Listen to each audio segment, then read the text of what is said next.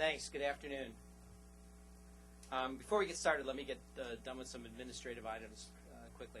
Governor Whitman took the train down as the planes were canceled, so we literally have to have her out of here right after 3 o'clock so that she can get the train back to New Jersey. Two quick thoughts, though. As with all other Smart Power sessions that we've had here, they're on the record, entirely on the record. If you'll hold your questions till the end, we'll try to encourage a vigorous question and answer session. And also, to the extent, if you have your cell phones with you, this would be a great time to turn them off right now. And I'd appreciate if you do that. Back in 2006, CSIS launched the Bipartisan Commission on Smart Power. And the idea was to develop a vision that would guide America's global engagement and extend beyond military and economic might. Over the course of the past year, we've hosted a diverse group of speakers, and a lot of you have attended many of those sessions, to suggest ways that the U.S. might better engage in the international community and equally on a wide array of issues. So today's topic, we'll talk about foreign policy, foreign assistance, energy security, and environmental security and sustainability, which is a topic near and dear to my heart in the Energy and National Security Program. As governor of New Jersey in the 1990s, our speaker today, Todd Whitman, she earned bipartisan praise for her work preserving the beaches and promoting expansion of green acreage in the state of New Jersey. She pursued what has been referred to as a common sense approach that considered economic as well as environmental objectives in the state, and she carried that through right into her trip to Washington. Prior to her election as governor, she served as president of the New Jersey Board of Public Utilities. More recently, and this is how you probably know her best, from 2001 to 2003, she served as EPA administrator in President Bush's first term.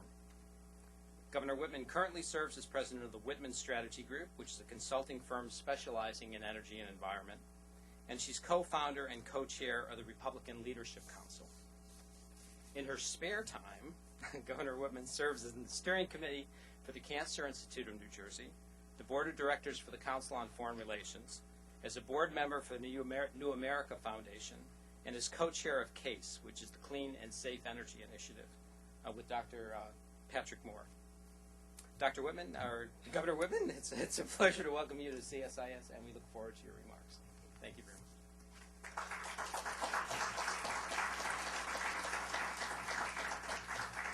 Thank you very much, and it's my pleasure to be here, and all the intrepid folks that have made it through. At least down here, it's a little warmer.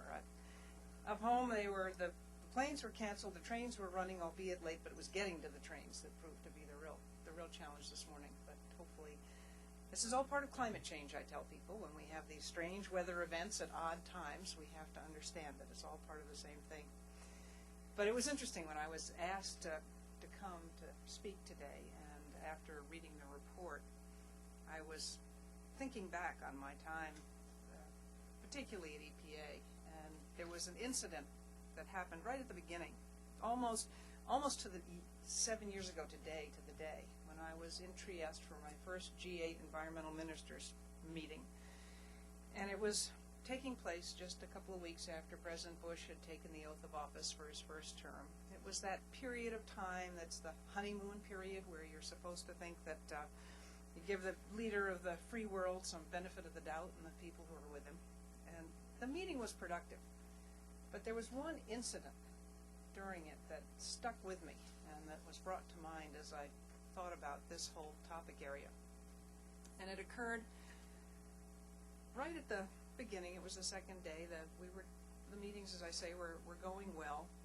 And it was late afternoon. I was taking a break between meetings, stretching my legs, walking across the town square of Trieste with the rather large contingent of security that the Italian government had insisted that I have with me. And as we walked across, I saw my Canadian counterpart coming toward me, David Anderson. And I noticed right away that there was nobody with him. So I met David and I said, I thought maybe he'd done what I used to do as governor, which was escape your security. And state police weren't happy with me, but it keeps your sanity. I thought maybe he'd done that. So I said to him, David, where's your security? And he just looked at me and he smiled and he said, I don't need anybody. Nobody hates Canada. And that kind of drew me up short. because I have to say, I'm afraid here in the United States, so we can't quite say the same thing, that as the world's only superpower, it's not surprising that much of the world is a little bit nervous about what it is we do and how we do it. And they have a chary eye toward us. So it's nothing new. It is something that has been there for a long period of time. But still, that really caught my attention. I mean, some of you may remember the book, The Ugly American. It was written really 50 years ago this year. It caused quite a stir. It portrayed a pretty unflattering portrait of Americans overseas, and then when it became a movie, it caused even more of a stir. And unfortunately, 50 years later, it still resonates. And it's still in print, and it's only a mouse click away on Amazon.com, so people can still get it. And I know, I found in my own travels around the world that people still like Americans and our ideals. Our conduct as a nation is not always appreciated and not always supported as we look at our friends and relations, as it were. And that is something that doesn't show any signs, frankly, of changing very soon.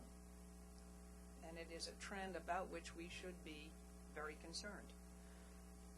The United States faces a problem today that is not unique. It's not unique to this country. It's not unique in its time and place. The annals of history are filled with the stories of great nations who had a disproportionate amount of political, military, and economic sway, who were looked on by others with a little bit of jealousy, with an undercurrent of dislike, as it were, because they were kind of living in their shadow. And that was a concern. It's interesting, a member of the British royal family just sort of brought that to the fore again just last week. Before he embarked to come over here to promote British industry, Prince Andrew was giving a press brief, and he said, if you're looking at the challenges that the United States is facing today, we've been through all of them here in Great Britain. We've won some, we've lost some, we've drawn some. The fact of the matter is there's quite a lot of experience over here that is valid and should be listened to. What the Prince didn't say, and I think has to be recognized, and I observe only reluctantly, is that Britain paid an enormous price for some of these lessons that it learned. And in many instances, it learned them too late. And that's something that we want to avoid if we possibly can. Fortunately, CSIS is, and others are, and not only analyzing the challenges that our international reputation poses for our security in the broadest sense, but they're also providing a valuable roadmap as to how we might avoid some of the most serious consequences for our power and our influence. There are, by the way, some chairs throughout here, not just in the back. Your bipartisan commission's Smart Powers report does a very important service, I believe. It identifies the imperative that is essential for every aspect of our power, from the military to the cultural, in a very smart and strategic manner that gives us a way to look at how we can promote peace and security and economic growth around the world for everyone, because that is clearly in our best interest. It's not just what happens here, it's what happens in the rest of the world that matters to us here.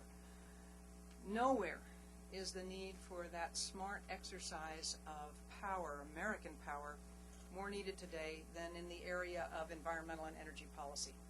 I believe that this is at the forefront of where we need to focus our attention. One need only look at the environmental concerns that are spread around the world, that to know that every nation is facing these challenges, and that unfortunately too few of them are taking the kinds of steps that can actually mitigate them.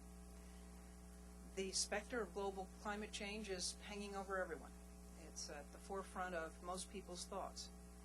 In the United States, as one of the world's the wealthiest, most technologically advanced, most innovative nation. We have an obligation to lead. And the world is looking to us to lead in this area. That's what they expect of us. We cannot, however, ask others to do what we're not willing to do ourselves. And that's the biggest stumbling block to our ability to be able to lead the way we should in this important area. Clearly, one of the areas where we are not asking of ourselves what we should be asking is in the seeking of real and measurable and meaningful reductions in greenhouse gases. We're not there and we're not doing. The federal government is lagging badly behind states and localities in this area, and that is no way to show leadership, provide leadership to the world. The states are way ahead in putting on caps on carbon, calling for caps on carbon, and benchmarking of greenhouse gas emissions. Washington's failure to lead in this area has led to this growing patchwork quilt of regulations around this country at the state and local level. And they're good as far as they go, but they aren't sufficient. And we need to understand that it's only when we take action as a nation that we are really setting an example, the kind of example that others can follow. The great news is that I believe that's likely to change, no matter who is elected president, which party controls the Congress. I think we are going to see a change in this, and we are going to have a cap on carbon. So I'm optimistic that we are going to see the kinds of leadership initiatives that we'd like to have in order to really be out front in this issue.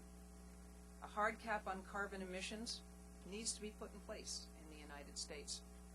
However, we can't expect the sort of progress that we need in greenhouse gas emissions if we do it only ourselves. We need to involve the developing world. They have to be part of this. China and India are among the world's largest producers of greenhouse gas emissions, and their impact is growing on a daily basis as they continue to spur their economies. And that's going to continue over the coming years unless something dramatic changes. It is unrealistic, however, for us, I believe, to expect them to accept a hard cap on carbon on an actual basis or on any of the greenhouse gases as their economies continue to expand. They're just not going to go there. They're concerned with cause about the impact that would have on their ability to grow both in the short and the long term. We've got to remember that a lot of what they're using, a lot of the approaches they're using and the things they're doing are the very things that we did back before we had an environmental movement in the 70s, and we hurt our environment in the process. Those nations don't yet have the framework that we've developed over the last 40 years, either in regulation in a regulatory body or in the laws themselves. They're just not there yet. But that doesn't mean I don't believe that they would object to putting in a different format, and they approve it in a different way that focuses on greenhouse gas intensity, which allows them to grow but not produce greenhouse gases at the same rate as they would otherwise. We in the developed world need to look at a hard cap on carbon. But for the developing world, we should be able to set up a framework that talks about intensity for them and make that kind of a difference. If we show leadership in this country on this issue, both by what we advocate and by what we do, I believe that we can achieve an agreement. And we can achieve the kind of agreement that really truly will make a difference. Indeed, I think promoting greenhouse gas intensity reductions through greater anti-pollution technology and technology transfer, which is something that we have within our power to do, is a very smart way to use our power. China, for example, they are building one coal-fired power plant a week to keep up with their rapidly expanding economy. Coal is cheap, it's easily available, and that's where they're going. And anyone who has taken even one breath of Chinese air, whether it's in Shanghai or in San Francisco, knows that while they may be employing some very good modern technology, they're not doing enough. In fact, there was a study done by the Scripps last summer that reported to up to 3/4 of the particulate matter that we were seeing in California came from Southeast Asia. And particulate matter, the PM 2.5, is what is the most problematic for human health. It's the easiest ingested into our lungs, and it stays there. This is a global problem. I mean, Mother Nature has never recognized geopolitical boundaries. They don't exist for Mother Nature, and that's why it is a challenge for all of us. The United States leadership in improving performance of energy production around the world would be a very smart use of our power. And it could stretch everywhere from the smallest huts in Africa to some of the most rapidly developing parts, industrializing parts of the developed world. And it may surprise you to know, because I know the statistic always stops me short, that some 3 billion people around the globe are subject to bad air quality from indoor air, from what they are using, the biomass that they are using. They're using biomass for fuel. And that contributes to the death of as many as 1.6 million people every year from breathing the air inside their homes. In fact, every 20 seconds, someone dies from indoor air, poor indoor air quality. That's an enormous challenge. Providing cleaner, safer, more efficient alternatives in this area doesn't have to be terribly expensive. You can come up with cooking stoves that cost as little as $5 for some countries. But then again, if you live in a country where the GDP is only in the low hundreds of dollars, $5 may be beyond the capacity of many people to share and to use. And that's why back in 2002, during a trip to Johannesburg for the World Summit on Sustainable Development, I was able to announce on the part of the United States a clean energy initiative, the Partnership in Clean Indoor Air, which was aimed at improving the environmental performance of energy use in the developing world. Over the course of the first 5 years of the project, the United States government has provided some $7 million to this initiative, the Partnership for Clean Indoor Air, which has worked very hard in turn to leverage that with some private donations, and actually they're about to spin it out from the Environmental Protection Agency and try to expand the support of it. But we need to do so much more. And it seems to me that a minor increased investment in this one would be a very smart way to use the United States' power. A very positive way and a smart way at a small cost that could have enormous impact. And we have it within our capacity to do that.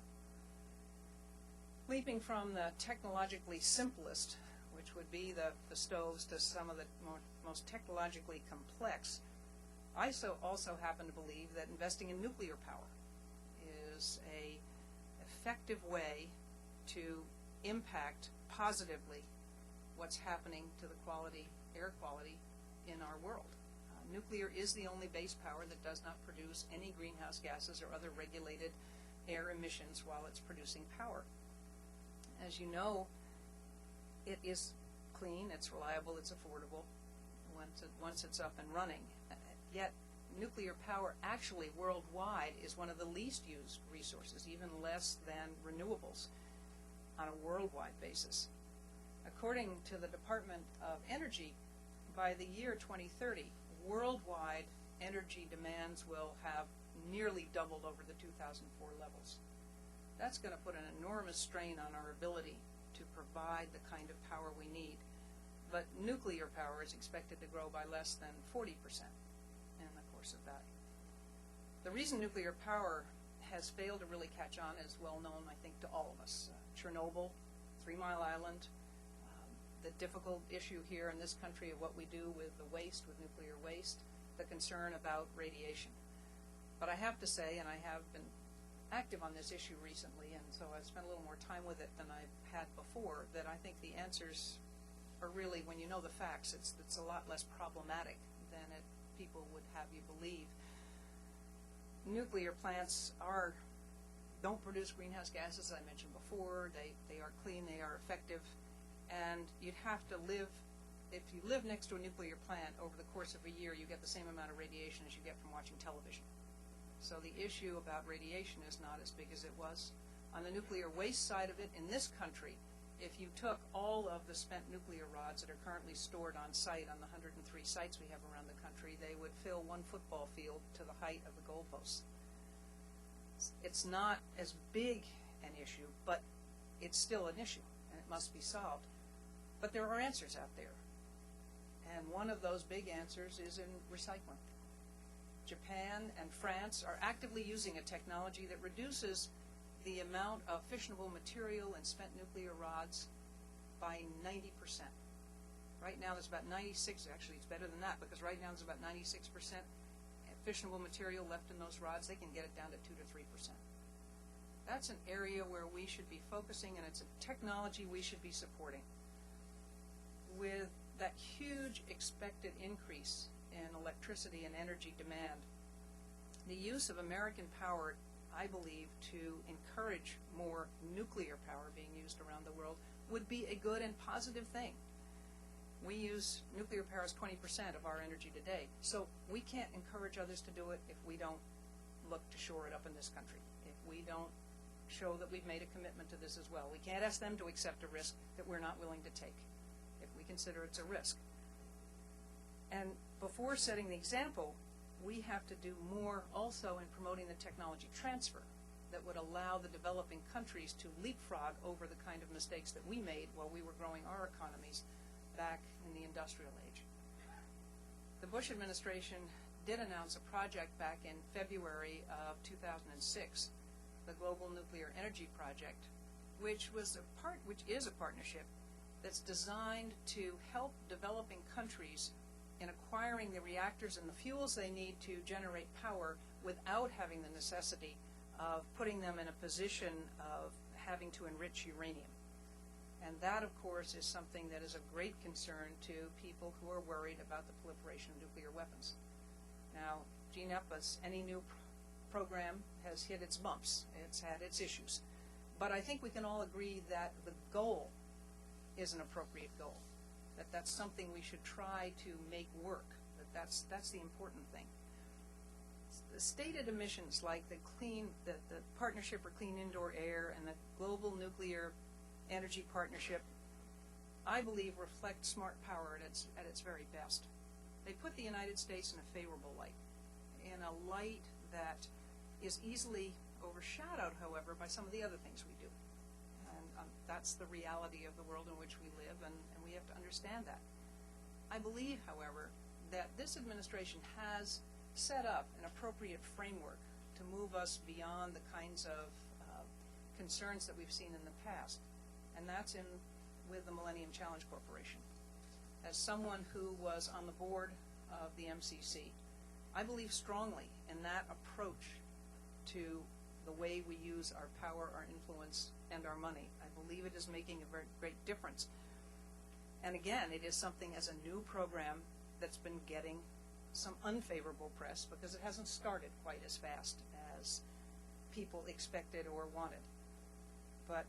And I understand that frustration. The only thing I have to say is we ought to remember the quote that is often attributed to Aristotle, saying to give money away is an easy matter, and it's in any one person's power. But to decide to whom to give it, how large and when and for what purpose is not in one person's power and is often very difficult to do. And that's true. It's easy to give it away. And of course, compounding the challenge that the MCC faces is the mindset here in Washington that money that's been appropriated and not spent in a budget year is money not needed. And that's an enormous challenge to try to get over. But I think it's one worth fighting because it is the wrong mindset to have when you're dealing with long-term problems. There are not short-term solutions. I was pleased that the budget that the President submitted just recently increased the funding for MCC for next fiscal year to $2.225 billion. That's an increase of $680 million over the previous years, and I know that that money is already committed II programs to compact countries, and so it is something that we need to support. In the introduction to the report that I read from the co-chairs on the Smart Power Commission, they quote Machiavelli's line that said it's better to be feared than loved. And then they go on to say that in this day and age, perhaps it's better to be both. There's something to be said about being feared and being loved. There's absolutely nothing good to be said about being hated. I don't think we are hated universally, but we certainly are by some. And we're not loved by everybody. And we're not even liked by everybody. So we have our challenges in front of us.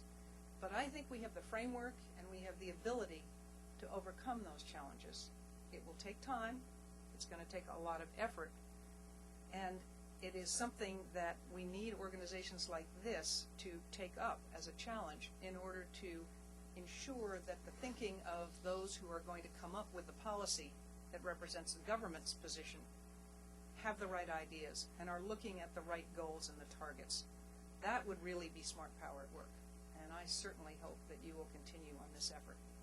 Thank you again very, very much for inviting me here today. And now I guess we'll ask questions.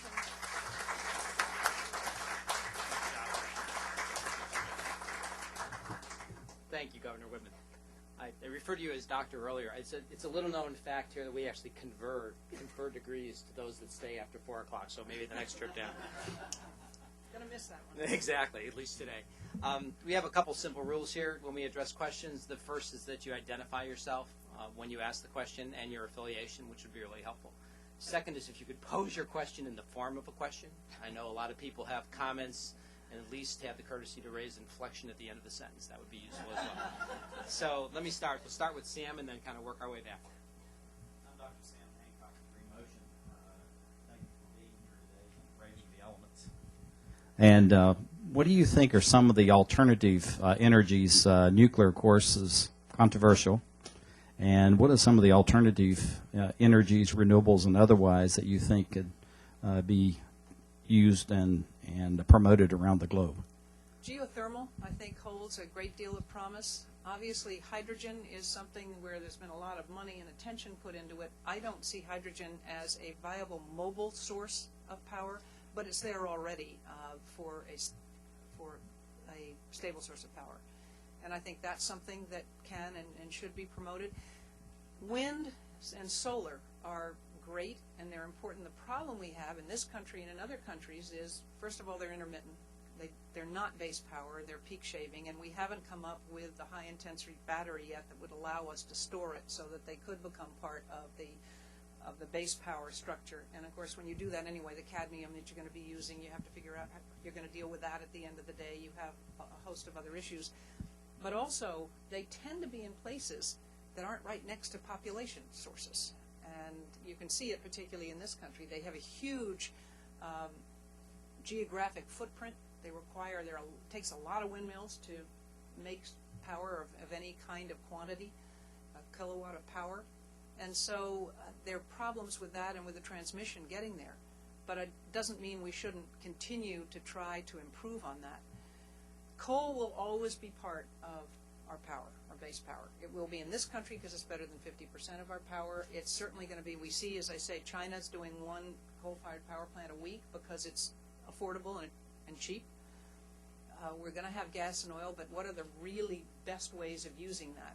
We see this huge fluctuation in gas prices, and that's been of enormous concern to people, is that are we using it the best way, and can't we reduce our dependence on that?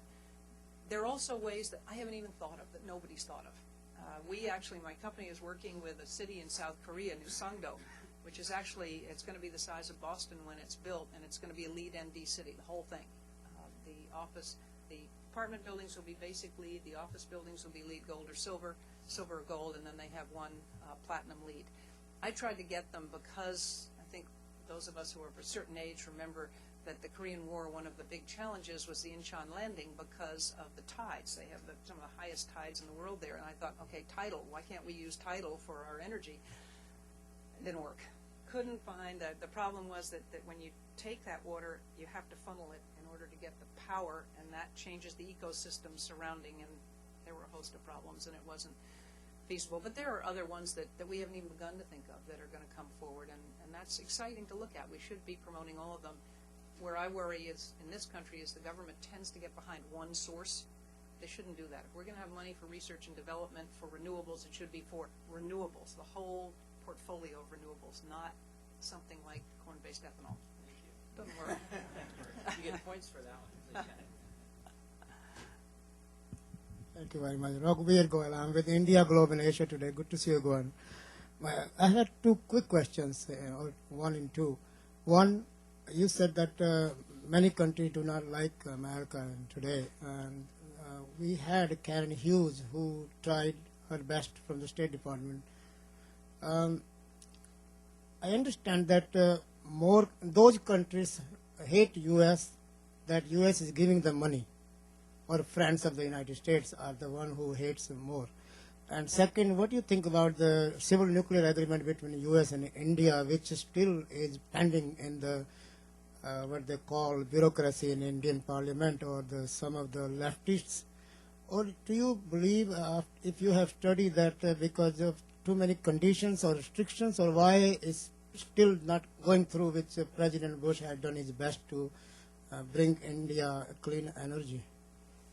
Well, I can't speak to why India isn't moving forward with it faster, but it is something that we should be promoting. I believe it's the right approach to try to encourage green energy around the world. Again, we need to be doing and putting emphasis on it here in this country so that we can lead by example, and also be able to provide absolute examples. So that's one of those things that's getting caught up in the local politics.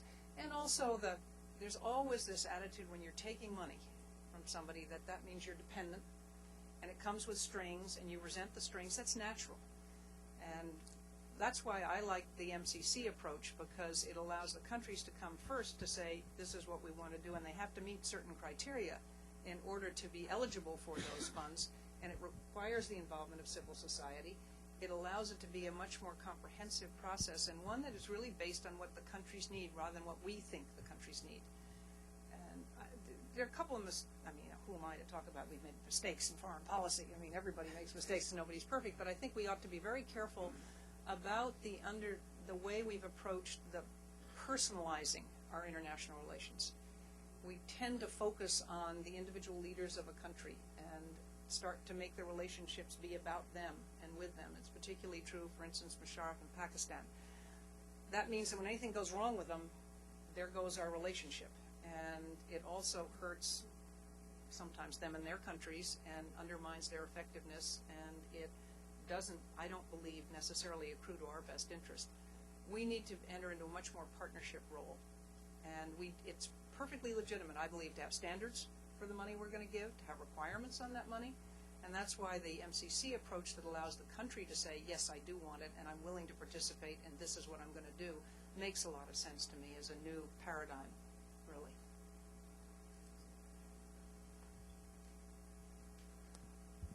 Ray Dubois, CSIS.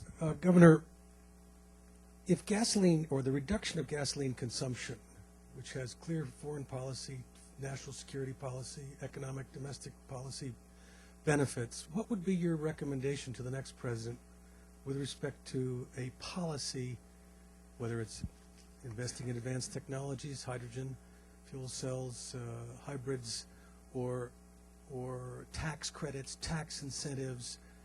What would be your recommendations to the next president with respect to achieving some kind of a program of reduced gasoline consumption? Well, I certainly think raising the CAFE standards is something that we have got to continue to push. We need to keep doing that. I'd say happily a tax on gas, but it's not going to happen. I tried that in New Jersey in order to raise money to help preserve open space, and I couldn't even get the legislature to begin to think about it. There is no appetite, I don't believe, on Capitol Hill for a tax. So it would be more incentives. And it should be, if you're going to have incentives, again, they've got to be, excuse the pun, clean incentives. You can't say that we will give people a tax break on buying a hybrid car, but only from a manufacturer that hasn't sold more than 300,000 hybrid cars. I mean, that makes no sense at all. It's clearly, I know it makes sense, it's protecting Detroit. But Detroit still isn't there yet, and the only way Detroit's going to get there is if the competition is real and not buffered by the federal government in this way. So if we're going to do it, we should open it up. It's the same way if you look at biofuels. Corn-based ethanol, to my mind, makes no sense. I mean, it doesn't burn effectively. You have to mix it at the pump because it adheres to water or water adheres to it, and you can't transport it through the pipes. It has a ripple effect, as we're already seeing, on the rest of the economy because, those of us who grow up on farms know that we're using the corn for something, and it wasn't for gas. And when it gets used for gas, it's not going to those other places. And yet we've had a tariff on Brazilian sugarcane-based ethanol, which is actually much more efficient. There's switchblade. There are a whole host of things. And by getting behind just one source of power, I think we've made a mistake. We have narrowed the inventive genius, frankly, of the American people and the business community who can come up with a whole lot of different things if we open and make the incentives more broad-based.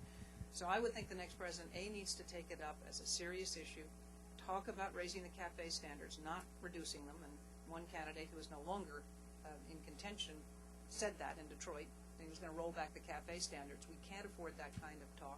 And then look at the kinds of incentives we could put in place that would encourage the behavior that would reduce our dependence on that. So irrespective of the source of the type of fuel, would you then recommending that a tax incentive or tax credit system be focused on vehicles that just got better miles per gallon, irrespective of technology or the fuel? Yes. I don't see, the hydrogen car may be the car of the future, but the infrastructure is so far, it's going to be 25 years. DOE is already behind on their project, and the challenges are enormous. I've seen the cars. We have them. The cars are there, but you can only fuel them up here in the district. You've got 2 places, I guess, in the district, and you can't fuel it up. You have to let the little man do it because you might blow yourself up, and that would really do some damage to the enthusiasm for this form of energy. But eventually it will be there. But I drive a hybrid, and I love it. There are people who want a fully electric car, and that's great too, depending on how you produce the electricity for that. It's just like hydrogen. You got to produce the hydrogen for something, and it takes some energy. I think you could do that with nuclear pretty well. If I might just follow up on that, infrastructure, which is the conversation we had earlier. A lot of the renewables, a lot of the new energy forms require infrastructure that doesn't exist yet. The IEA projection was $22 billion over the next 25 years. So we have to be smart in our choices, keep your eye kind of on the end game. But I think we're looking at a period of kind of near-term solutions, mid-term solutions, long-term solutions, and we're going to leave some investments stranded along the way because we're going to make some mistakes, but you have to figure out where you're going. Yeah, I think the hybrid is just kind of is one of those. Yeah, it's the interim. It's a bridge. Joe, go ahead.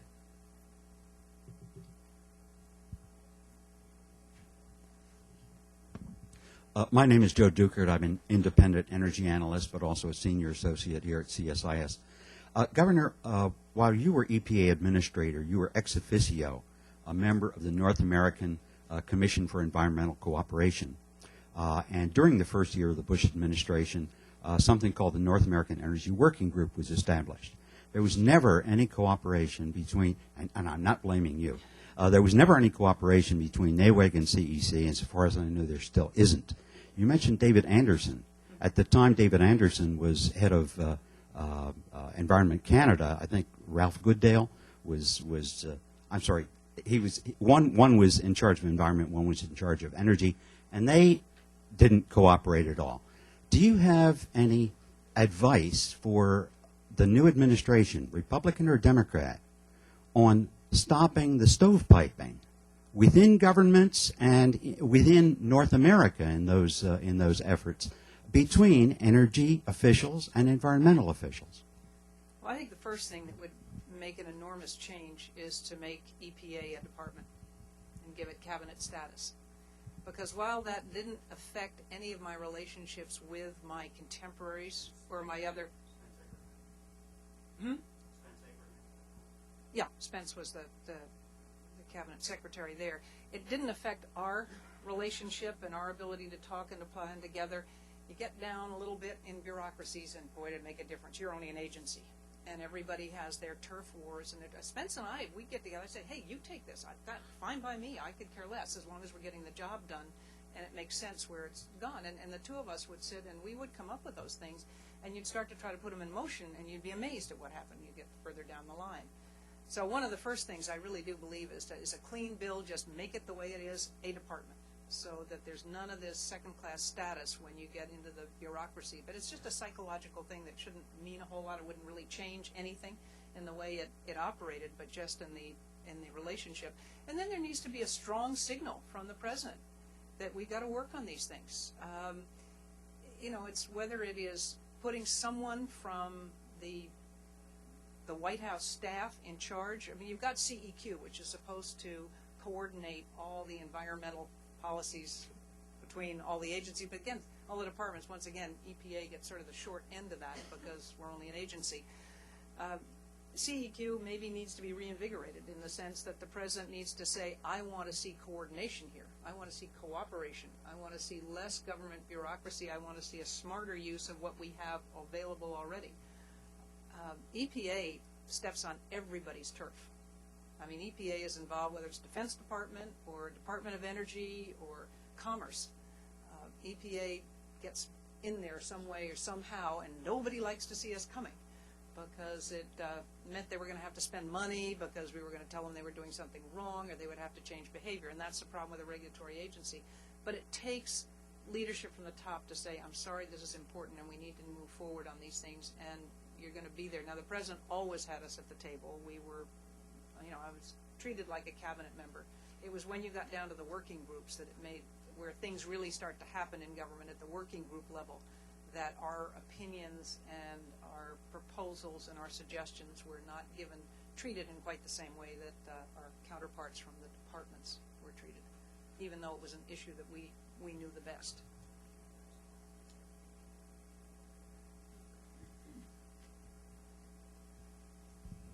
Tom Hicks, U.S. Green Building Council. I've got a question about China. You mentioned China. And you mentioned technology transfer opportunities and maybe some ideas for some carbon intensity goals. But given here in the States we have 18,000 folks at EPA serving the 400 million people here, and they've got 1.2 billion, 1.5 billion, and they've got less than 1,000 people. What sorts of things can the world community do to help China not repeat some of the mistakes that you referred to in your discussion? Well, as you've seen in the last few 5-year plans that they've had, the Chinese have made environment a major part. Now, of course, the fact that the premier will stand up and say, we've missed our target, tells you they weren't as serious about it, because when they get serious about something, they can make it happen. There's not a whole lot of question. If they want to get something done, it gets done. So I don't believe we've actually had that kind of commitment. But they do care about what the rest of the world thinks of them. And they do care if there's pressure put on them from the other countries saying, look, you've got to clean this up. Plus, they're seeing it themselves. They have an enormous challenge this summer with the Olympic Games.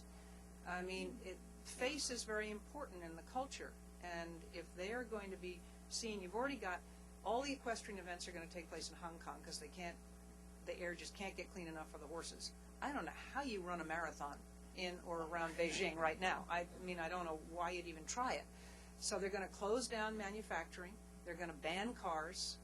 They're going to take some pretty extraordinary steps they're talking about to try to clean up the air for the games, and that will just be a finite period of time.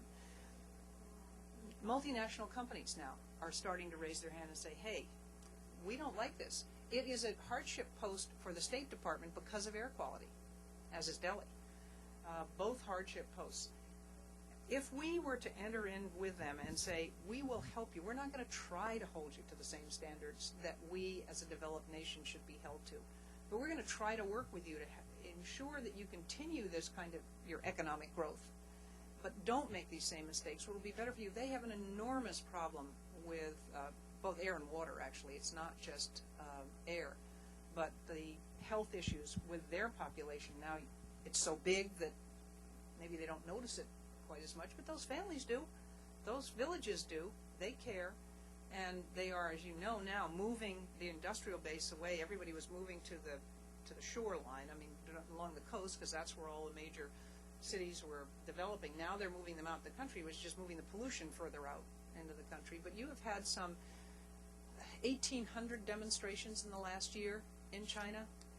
We don't always hear about them, but the people in those villages and towns on a variety of things, not the least of which was the Three Gorges Dam, that was a protest from environmental perspective. So we need to look for where we can work in a cooperative way with them rather than say, look for the punitive. We're not going to let you into this organization or that organization. We're not going to give you aid here or there if you don't do something, but rather say, here are ways that we can work together to help you clean up your environment, because they're starting to see the impact domestically from what's going on, and they're starting to feel the pressure from some of the international community, from the private sector as well as the public sector internationally.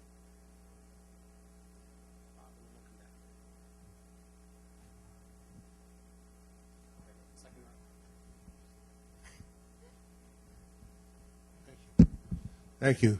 Bob Kopayton, formerly of the Department of Energy, among others. You did talk about countries around the world that don't like us. I think of Hugo Chavez of Venezuela as a case in point.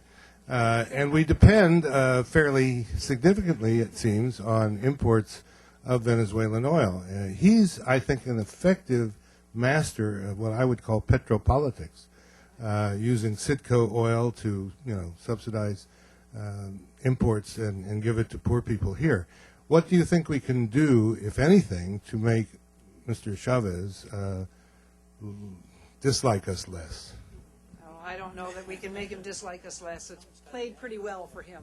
I'm not sure that that's his best interest, but I will tell you that one of the things, I don't know, it's maybe too late now, but one of the things, you got to talk to people. Even if they don't like you, you've got to talk to them. If you don't talk to them, you really have no ability to affect a change. If you're not in some kind of dialogue, it doesn't mean you stroke somebody like a Hugo Chavez, and I'm not sure he ever would have embraced us anyway, but we might have been able to reduce some of the collegiate support he's been able to garner over time. Now, the other side of that is we've got to try to figure out ways to reduce our dependence on that kind of foreign oil. We're never going to be energy-free. When I hear the candidates say energy-free society, I think that is such a soundbite for a campaign and so far from policy potential that it just makes me laugh, because, as you well know, energy is really pretty fungible, and it's going all around the world in different places, and we're always going to be importing some. But we can reduce our dependence. So the kinds of, when he gets out of bed on the wrong side one morning and decides he's going to turn off the tap, as he's done from time to time, that isn't going to send us into a tailspin. We need to have be better and more stable and more self-sustaining. We're never going to be completely independent, but we can be more self-sustaining. Yeah. Hi, Leora Falk, BNA's Daily Environment Report. Going back to the question of China, what is the concept of having a cap, of trying to enforce a cap at all realistic there, of trying to get an international cap when they're building a coal plant a week, when punitive responses have not been effective? Well, that's why I don't think we can expect them to engage in the same kind of regulatory framework that we have. I think we ought to have a cap on carbon. I think what we ought to do is work with China and India and the other developing nations to work out intensity caps on carbon, which will allow them to grow, intensity reduction, so that they're growing their economy, and yes, there'd be more carbon. And the environmentalists hate it because it would mean there are more greenhouse gases going into the atmosphere. But that's going to be a fact of life. And if we can reduce the amount of greenhouse gases going in, we're making some progress. It's not going to be perfect, but I don't believe you will ever get China, India, or any of the fast developing nations to agree right now to a hard cap on carbon. It's just not in their interests. And many of them feel that, and that's why they were not parties to Kyoto. They really felt it was a developed nation's subterfuge to stop their economic development.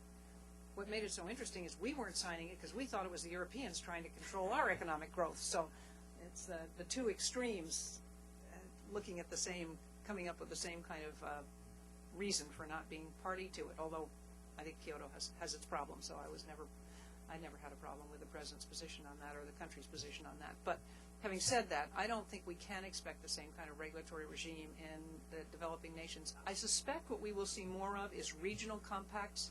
You see regional compacts today.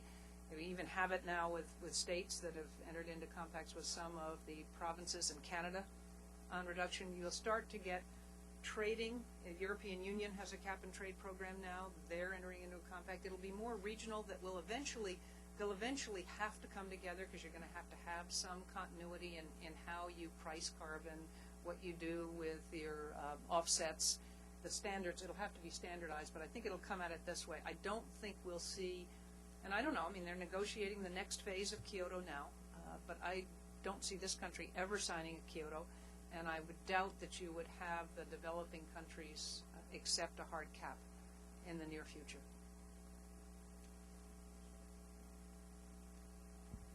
Tamio Master of Tokyo Electric Power Company in Japan.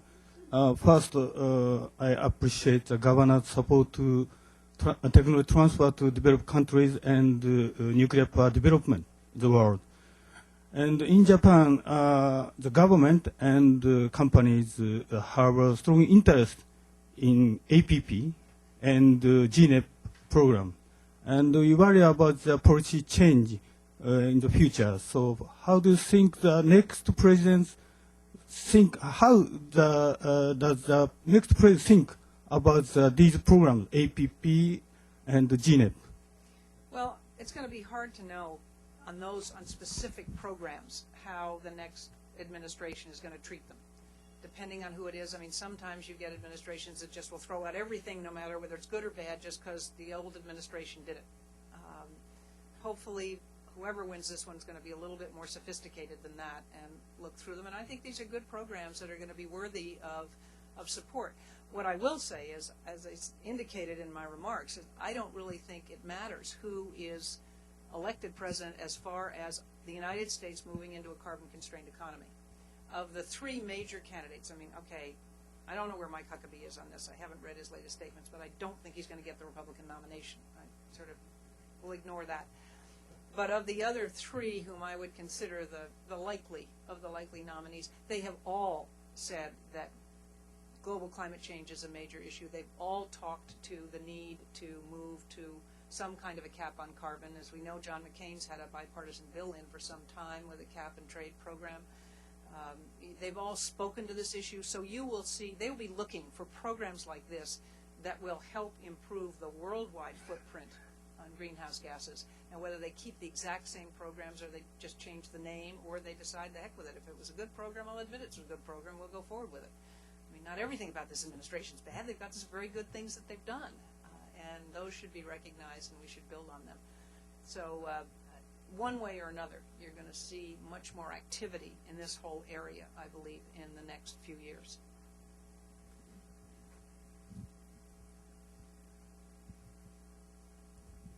My name is Martin Apple. I'm the president of the Council of Scientific Society Presidents. It's a group of 1.5 million scientists in 150 research fields. The IPCC report is an intergovernmental panel, but underneath it is the science that took 25 years and 2,500 scientists to generate. And that conclusion is that we are in a world crisis that we have never been in before, and to a degree that we have never been in before. And all of the measures that you're proposing, even the ones that our leading candidates are trying to propose to get us to an improvement, are really beginning to fall short of what the world may need. And so I think we should begin to think in terms of really bigger projects, really major changes. If we can use the major source of the sun to be able to make wind energy, to make solar energy, and capture the differences when we don't have it, when they're not shining, when the wind's not blowing through fuel cells or whatever, we can begin to create systems that will work better. We lose more than half of our energy in this country by transmission lines and other things. So because we have decided they have to be centralized and send their power lines hundreds of miles. So if we really rethink the system, we can, in a period of one generation or less, make enough of a solution to make a huge difference. But if we do it piecemeal, and if we try to raise the CAFE standards or whatever, we're not solving the problem, at least in my judgment. I don't disagree with you that those are not the full solution. Obviously, we have to be much bolder and much broader in our thinking, but we've got to get the people there to the point where they'll accept that kind of thinking, because even with a president who might embrace all of this and want to have the big thinking and make it like man on the moon kind of thing, that we're going to go into outer space. That kind of focus, you got to get the Congress there too. And I want to tell you, there are a lot of people in Congress who still don't even believe there's a real problem, and they are reflecting in many instances what their constituents feel, because we're just coming. This country we've lagged so much in this area of climate change as far as educating the public, that we're way behind the rest of the world. I mean, Europe is taking the steps that they're taking because they have the political support to do that, because it's going to cost money. And that's the other part of this whole thing that I love when we hear these discussions at in the debate level. When we talk about we're going to have all this new power and everything, guess what, gang? It's going to cost us more. And nobody wants to talk about that. And transmission is going to cost more. I mean, we're going to have to pay more to get the power that we want to continue the quality of life that we enjoy today and that we like to have. So it is going to take someone to put it up on a level that says, okay, this is what we've got to start solving today. And I just did a thing this morning actually with Aspen, if I can mention that here. That'll be deleted. Okay, that'll be deleted. And I'll get points taken off too. I'll never get to that doctorate, never going to get there. But on a health stewardship program, talking about how we need to change the way we look at healthcare in this country and try to look at prevention and healthy lifestyle rather than how do we better treat people who are sick. But one of the things of that is to every decision that's made should be looked at, what is that impact going to be on health? And I can think of no more direct correlation than what we do with the environment and energy and its impact on health. And we're going to, at some point, it's going to take a really big thinking to put those things together and say, this is all part of one discussion that we need to have. And it's worth making the investment in time, money, and energy to solve these problems because they're going to have real consequences. But until we can relate what's happening to the environment, people individually, they don't buy into it. And that's what it's an incremental thing that is frustrating, and we're starting behind the curve. So it is going to take, if we got someone, if there were a president who wanted to put this as their big signature issue, they could encompass a lot of things in it. It'll be terribly complicated and difficult to do, but it's the kind of challenge that we can meet in this country.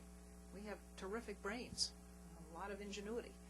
I'm convinced that we can solve just about any problem if we just get out of the way and let it happen. Let me take the conversation a little bit off topic. Earlier we talked about, in addition to being head of the Republican Leadership Council, Governor Whitman authored a book, It's My Party Too, where she talked about crossover, bipartisanship, moderation, get rid of the partisan bickering to form a better country for the American people and solve some of these issues. Can you talk a little bit about politics? Since you're in Washington in primary season, you can't get away that easily. It was dangerous when you got on the train. Yeah, exactly. right. So, Absolutely. I mean, one of the things that has encouraged me is that the candidates who are coming to the fore are the candidates who are talking about reaching across party lines and solving problems. And that's where the American people have been from the get-go. That's what I've seen as I've traveled around the country forever. The American people are not at the extremes. They really are in the center. And what they want out of their elected officials are people who will problem solve, that will not see every issue as being a partisan political issue that offers the opportunity for gain in the next election cycle. I mean, you just look at some of the major issues, energy being one of them, where we've had an energy proposal, energy bills in, they don't go anywhere until the gas at the pump goes up, and then all of a sudden we get action and you don't get a comprehensive plan. The reason they didn't get discussed, because each side wanted to hold them for the next election cycle so they could beat up the other side about how they hadn't done anything. You don't think we couldn't have had some intelligent solution to the immigration issue, which is number one on everybody's list? Well, now the economy is taken over as number one. There was a bill in the House and a bill in the Senate. They passed. They never conferenced them. That's one of the very few times in the history of our Congress where they hadn't even appointed conference committees. They had no discussion. Why?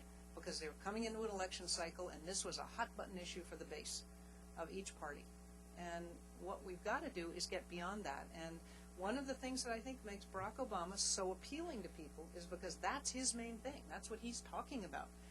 And whether people know where he stands on the issues or not, at this point, all they're saying is we like the message. We like the message that we've got to work together. And the other candidates are starting to figure this out. And John McCain has always been someone who has reached across the aisle.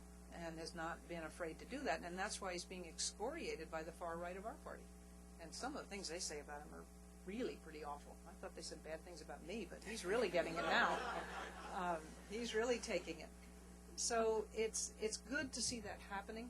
I hope that the interest that, this is the first time since 1952 that we haven't had an incumbent running, so it's hardly surprising that this election season is so different than any that we've experienced in our lifetimes. And I just hope we can sustain this interest, that what we see in the primaries, the voter turnout, will continue in the general elections, because up until this year, the average voter turnout in primaries in this country was 10%. The average voter turnout in congressional elections, when they were the top of the ticket, was 35%, and we really thought we'd done a terrific job in presidential when we got to 51%. And that is just inexcusable, frankly. And I'm hoping that what's happening now, if people are beginning to see that, yes, in fact, the only people that can affect and change the system are the people.